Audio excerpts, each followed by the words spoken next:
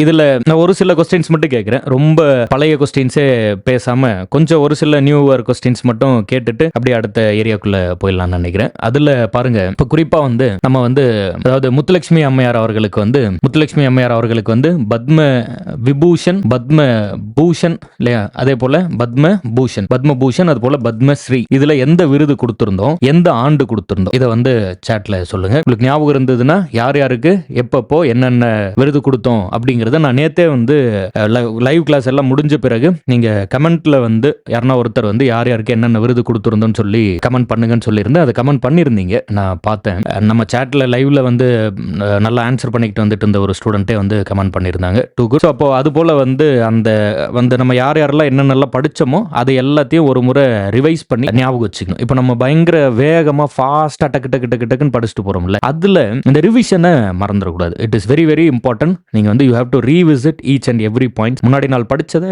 Revisit பண்ணிக்கணும். நல்லா ஸ்ட்ராங்கா வந்து கெட் டு இட். இப்போ நம்மளோட ஜிஎஸ் பூஸ்டர்னு சொல்லி ஒரு டெஸ்ட் பேட்ச் போயிட்டு இருக்குல்ல, இப்போ நம்மளோட ஜிஎஸ் பூஸ்டர் டெஸ்ட் பேட்ச்ல இப்போ ஃபர்ஸ்ட் வந்து யூனிட் 6ல தான் நம்ம வந்து டெஸ்ட் கொடுத்துருக்கோம். நம்ம இதுல கொடுக்கக்கூடிய எல்லா டெஸ்ட்டுமே வந்து பிவைக்யூ கொஸ்டின்ஸ் தான். இந்த பிவைக்யூ கொஸ்டின்ஸ்ல ஃபர்ஸ்ட் டெஸ்ட்ல ஒரு 100 கேள்வி பிவைக்யூ கொடுத்திருந்தோம், ரெண்டாவது டெஸ்ட்ல ஒரு 100 கேள்வி பிவைக்யூ கொடுத்திருந்தோம். அப்போ இவ்வளோ கொஸ்டின்ஸ் நம்ம இப்போ இதுல பாக்குறது எல்லாம் யூனிட் 6 கொஸ்டின். இவ்வளோ கொஸ்டின்ஸ் நம்ம பார்த்த பிறகும் கூட இப்போ இதுல 200 பிவைக்யூ நம்ம டெஸ்ட் கொடுத்துருக்கோம். இந்த கொஸ்டின்ஸ் எடுத்து பார்த்தா இன்னும் நிறைய புதிய புதிய கேள்விகள் இருக்கு. அதனால நான் முடிஞ்ச அளவுக்கு வந்து இதுல இருந்தும் சில இம்பார்ட்டன்ட் கொஸ்டின்ஸ் எடுத்துட்டு வந்து டிஸ்கஸ் பண்றேன். என்ன சொல்றேன்னா, நிறைய கொஸ்டின்ஸ் படிங்க. ஃபர்ஸ்ட் ஒரு அவுட்லைன் தெரிஞ்சுக்கோங்க, அதுக்கப்புறம் எவ்வளவு முடியுமோ அவ்வளவு தூரம் நிறைய கேள்விகளை படிச்சுக்கிட்டே இருங்க. அண்ட் முத்துலட்சுமி அம்மையாருக்கு என்ன விருது கொடுத்திருந்தாங்கன்னு கேட்டிருந்தேன். பத்மபூஷன் 1956. ரொம்ப ரொம்ப சரி, கவனமா வந்து அதை ஞாபகத்துல வச்சுக்கோங்க. அதுக்கப்புறம் இந்த கடைசி 50 கொஸ்டின்ஸை வந்து நம்ம நாளைக்கு வந்து கேள்வி கேட்கலாம், யாரும் மிஸ் பண்ணாம பதில் சொல்லுங்க அப்படின்னு சொல்லியிருந்தேன். அது முடிஞ்ச அளவுக்கு வந்து ஞாபகம் வச்சுக்கோங்க. திரும்ப நம்ம கேள்வி கேட்போம். ஃபர்ஸ்ட் வந்து இன்னைக்கு ஃபர்ஸ்ட் ஆரம்பிக்கும் போது நல்ல ரிகரஸா வந்து